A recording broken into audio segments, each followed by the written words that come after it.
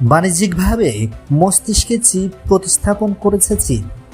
Brain computer interface BCI প্রযুক্তির বাণিজ্যিক ব্যবহারে নতুন অগ্রগতির দাবি করেছে চীন।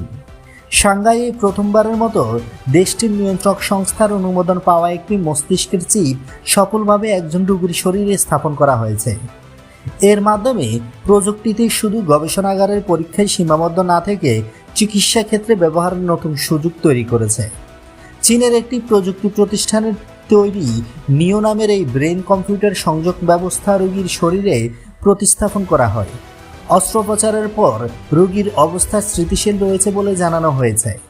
প্রাথমিক পরীক্ষায় দেখা গেছে চিপটি মস্তিষ্ক থেকে কার্যকর বৈদ্যুতিক সংকেত সংগ্রহ করতে সক্ষম হয়েছে। ব্রেন কম্পিউটার ইন্টারফেস প্রযুক্তি মানুষের চিন্তার মাধ্যমে তৈরি মস্তিষ্কের বৈদ্যুতিক সংকেত শনাক্ত করে তা কম্পিউটারে পাঠায়। নিও চিপটি মুদ্রার মতো ছোট আকারে এবং এটি মস্তিষ্কের গভীরে প্রবেশ না করে উপরিভাগে স্থাপন করা হয়। উদাহরণ হিসেবে কোনো রোগী হাত নাড়ানোর কথা ভাবলে চিপ সেই সংকেত সংগ্রহ করে কম্পিউটারে পাঠায়। এরপর কম্পিউটার তা বিশ্লেষণ করে একটি বিশেষ যান্ত্রিক গ্লাভসকে নির্দেশ দিতে পারে, যার মাধ্যমে তাদের নড়াচড়া সম্ভব হয়। প্রযুক্তিটির মূল লক্ষ্য হল পক্ষাঘাতগ্রস্ত ব্যক্তিদের দৈনন্দিন কাজে আরও স্বাধীনতা দেওয়া।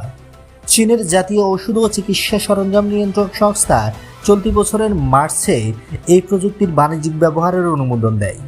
দেশটির দাবি, এটি বিশ্বের প্রথম উচ্চ ঝুঁকির উপস্থাপনযোগ্য ব্রেন কম্পিউটার সংযোগ প্রযুক্তি, যা আনুষ্ঠানিকভাবে বাণিজ্যিক অনুমোদন পেয়েছে।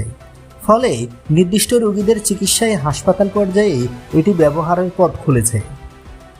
বন্ধুরা, নিত্য নতুন এক্সক্লুসিভ খবরাখবর সবার আগে পেতে আমাদের ইউটিউব চ্যানেলটি সাবস্ক্রাইব করে পাশে থাকা বেল আইকনটি অন করে দেওয়ার অনুরোধ রইল।